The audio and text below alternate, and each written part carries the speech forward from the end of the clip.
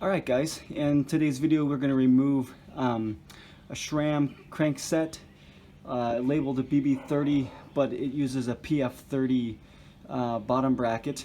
So we're going to walk you through how to remove one of these. The first time I did it, I looked for some videos and had a hard time finding information about my specific crankset. Before we get started, I want to show you the tools that you'll need for today's activities. First is a 10mm Allen key. If this is what your Allen key looks like, then you are definitely going to need some kind of cheater bar to help you get the leverage that you need. And there's nothing like a hammer here, rubber mallet hammer, to help you kind of finish the job. So let's dive into this project and see what we can do. Okay guys, to get started, we're going to take our 10mm Allen key and put it here. And we got our cheater bar, we're going to put it here.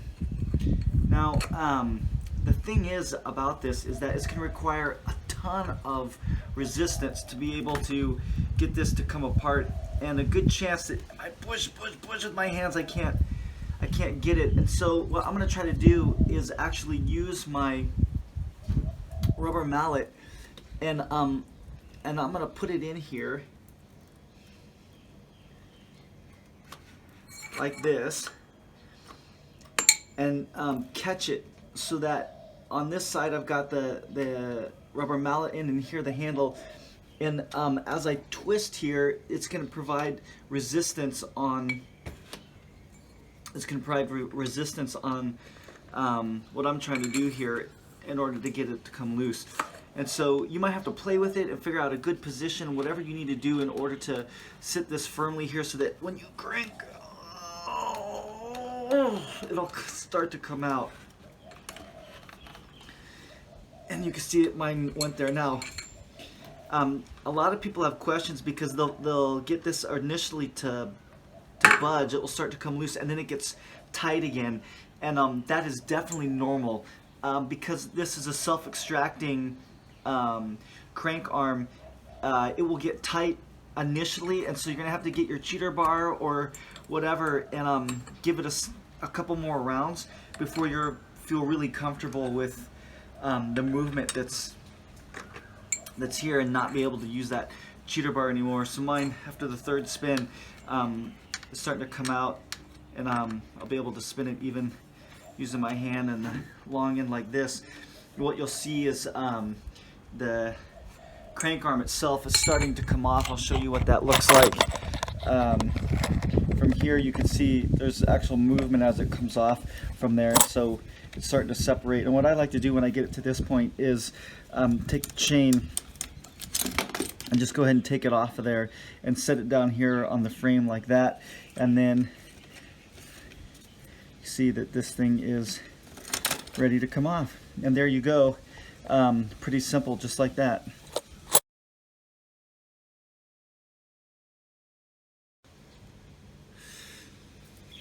Okay, so once we get the drive side off, we still got the spindle and the non-drive side in there, and you want to remember there's some rings here. You want to remember in what order you found them and what order they're coming off. And you can see I can pull on this, and mine's stuck pretty hard, and so this is where the rubber mallet comes in handy. I'm going to have to hit this out of here with a rubber mallet. And so really just one good swift hit and it comes right on out. And that is how you remove this PF30 spindle, Sram PF30 spindle. It comes right on out.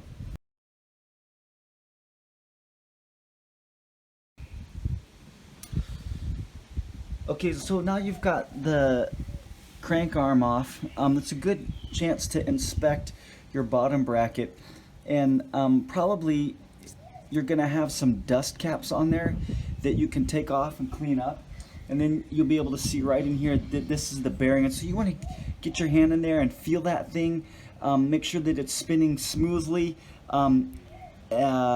you know, that it's in good shape. That's the drive side. It's running really well. Here's the non-drive side. Same thing. It's running pretty well. As also, if they feel sticky or like there's something wrong with them, you can get a screwdriver and pop that seal off and then push some grease down in those bearings. It will extend the life of them. And in fact, on this side, I had to do that. This bearing is starting to go, and so I've extended the life of it by adding some grease there on the inside. It's still got a little bit of a rub in it, but it's way better than it was. It used to squeak a little bit when I pedal, and I've been able to eliminate that. So go ahead and inspect your bottom bracket and make sure it's all in good shape, and we're going to clean. You want to clean this up before and putting the whole thing back together.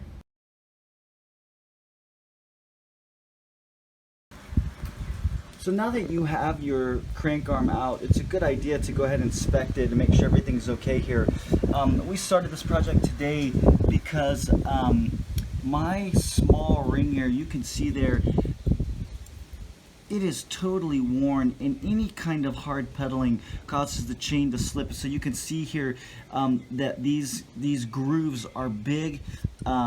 There's no way that this backside can grab the chain as it's going over, so we're going to have to replace that by removing these 4 bolts and then putting a new one on there. But you can go ahead and inspect the whole thing. You just kind of get a feel for how your crankset and how your chain rings are doing. And my big one, you can see it's worn, but it's still got lots of life left in it, so we're going to leave it and just go ahead and replace this. So removing this small chain ring is a pretty simple process. And I'll show you a little trick here of using the crank arm itself to help you get some leverage on this. So I'm going to use this is a 5mm Allen key. Put it in here like this, and it's going to be pretty tight. And so if you rotate this so that you have essentially here the pedal sitting on the ground and this thing sitting up like this, this will help you get good leverage on this. Kind of like this angle right here, and so you can put your hand down. You can put your hand down to hold it like this, and then start to come loose.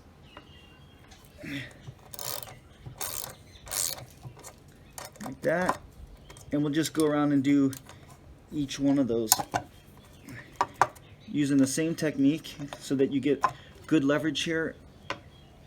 You can see those are really tight, require a lot of force to get them out. If you just try to hold this thing, you have a hard time getting it to budge. So once you get them all loosened up, then just go ahead and just remove these bolts, and then we can replace the chainring.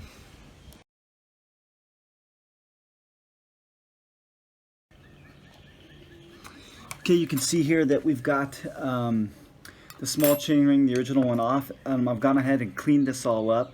She washed it with soap and water and then dried it off. Because it's aluminum, you don't have to worry so much about rust or anything like that.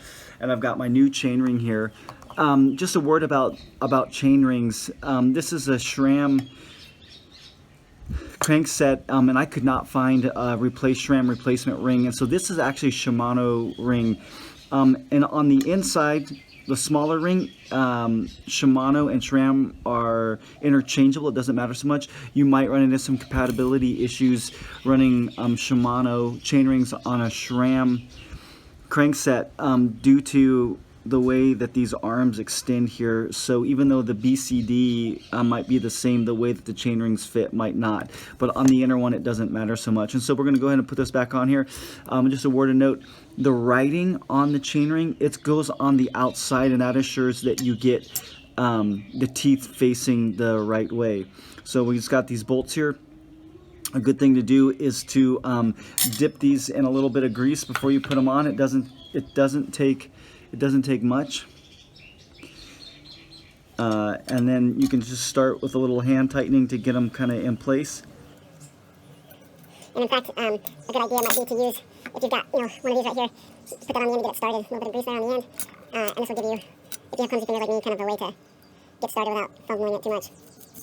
And turn it all the way down like this. And so you just do these for all 4 bolts, and then this thing is basically all set up and ready to go.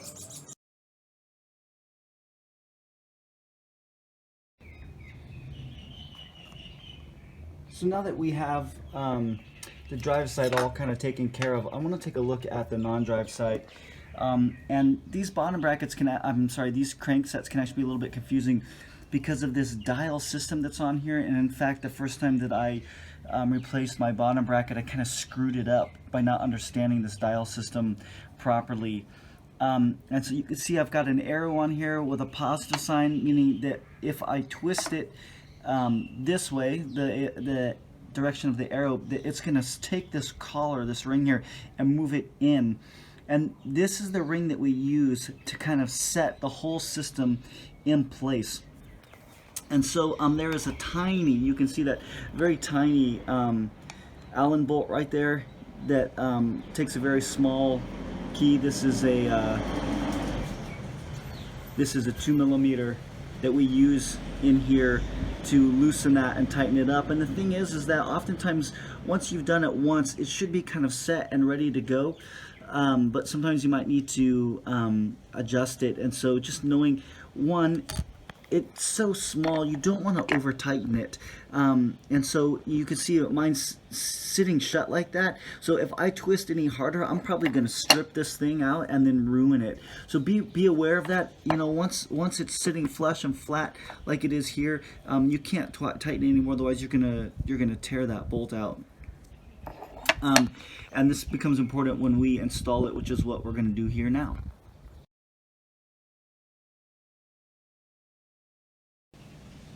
Okay, so I've taken the time to clean this up, and so I'm going to go ahead and just install this bolt on here. I'm sorry, the collar on here. And when you do this, you can just screw it so that it sits all the way back against the crank arm, because you want plenty of room to work with after you install it. And so once you get it all the way back, then we're basically ready. So when you go to install this again, remember that we had some rings that came off of there. So those rings need to go back on kind of in the same order that you took them off. And on my setup, I only have one spacer on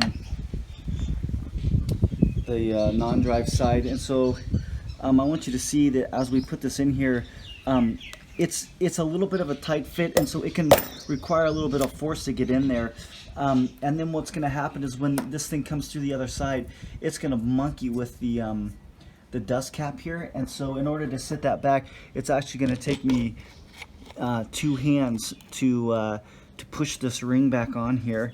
And I may not even get it to sit all the way, which is okay. When we press this whole thing together, it will go back on there just fine.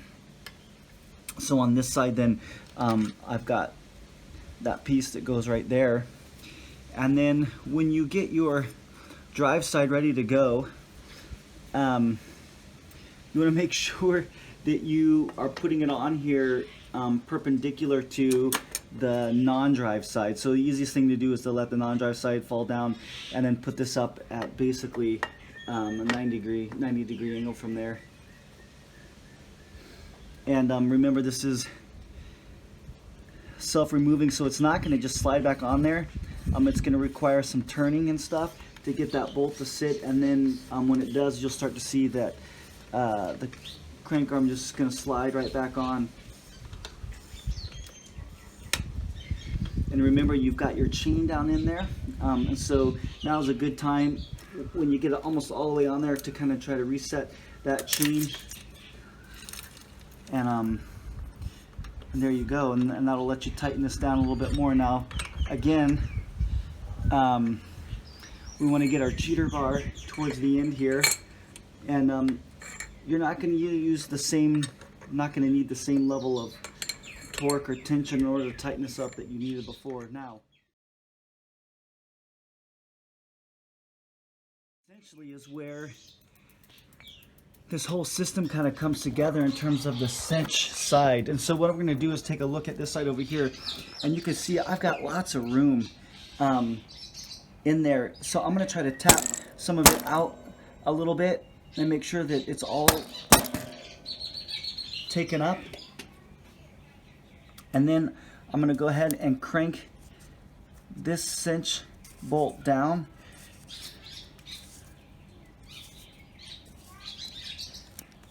Until it makes contact.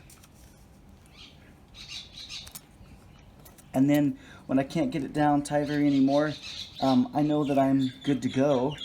And we'll get that 2mm Allen key back in here and tighten that back up, and that should be the end of this thing. Should be ready to go.